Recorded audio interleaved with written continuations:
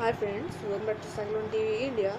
So you know that Cyclone Nisarga made landfall in near Mumbai in Maharashtra on 3rd June. So it is an update that Cyclone Nisarga leaves 4 dead after lashing Western India. Nisarga turned deadly as it battered Western India with torrential rainfall and damaging winds into Thursday morning. The Business Standard reported on Thursday that Nisarga killed at least 4 people across 2 districts in western India and injured at least 8 others. As a severe cyclonic storm on the India Meteorological Department's tropical cyclone scale and the equivalent of a Category 1 hurricane in the Atlantic and East Pacific Ocean basins, Nisarga crashed ashore in the state of Maharashtra on Wednesday afternoon local time just south of the town of Alibag. The eye of the storm barely missed India's largest city, Mumbai, located some 45 km to the north. The home to more than 18 million people is rarely impacted by tropical cyclones and prior to Nisarga had never been hit by one in the month of June. After moving inland, Nisarga lost wind strength quickly, but heavy rain spread inland into Thursday. However, it was destructive long enough to cause widespread damage across Maharashtra. As you can see here, these are the effects. Many trees fallen due to the impact of Nisarga cyclone in Kalyan, Dombivli, Ulhasnagar and Ambernath. It was quite destructive as you know it.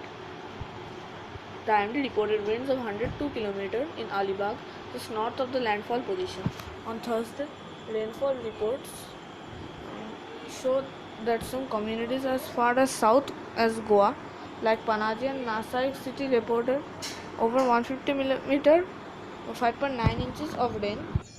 Karwad estimated more than 300 mm, which is 11.8 inches of rain.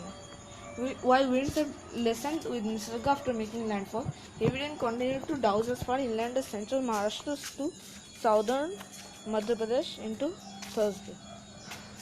Close to 85,000 residents are evacuated in anticipation of the storm from Maharashtra districts including Palghar, Ratnagiri and Thane. The Chief Minister of Maharashtra, the region in which Mumbai is located, asked residents on Tuesday evening to remain indoors for the following days in order to stay safe from Nisarga.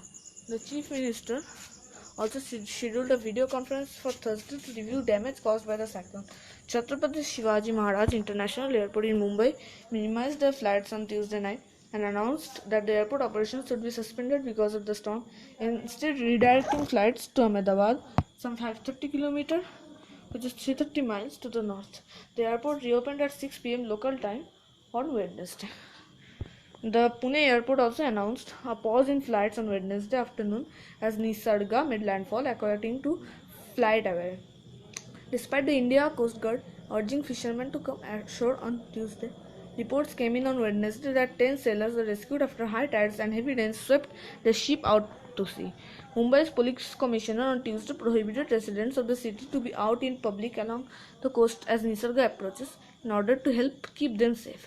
Nisarga's landfall in India comes about 2 weeks after Cyclone Amphan throttled the northeastern region and only several days after the country's government lifted many coronavirus lockdown restrictions.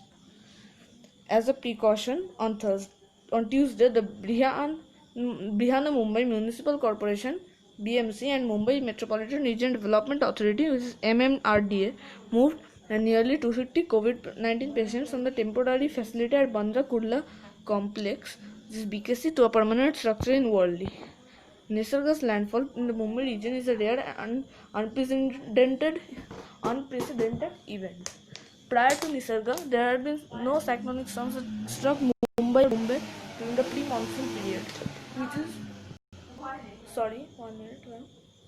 May to June, said AccuWeather lead international meteorologist Jason Nicholas. Nicholas added that a total of 3 cyclonic storms have ever made landfall over or near Mumbai since 1891, and all 3 occurred in October and November. The latest was Faan in 2009. AccuWeather meteorologists have been tracking Nisarga's development through the basin since last week, when it emerged as a tropical low. The system strengthened to a depression on Monday morning local time before being upgraded to a deep depression On Tuesday afternoon local time, Nisarga was officially designated as a cyclonic storm. Nisarga peaked as a severe cyclonic storm as it made landfall on Wednesday but was downgraded to a cyclonic storm and a deep depression as it moved inland Wednesday night. So this was the latest update. This was actually the news about cyclone Nisarga, what destruction it caused. So keep watching our channel for the latest updates if any cyclone forms. Thanks for watching my video.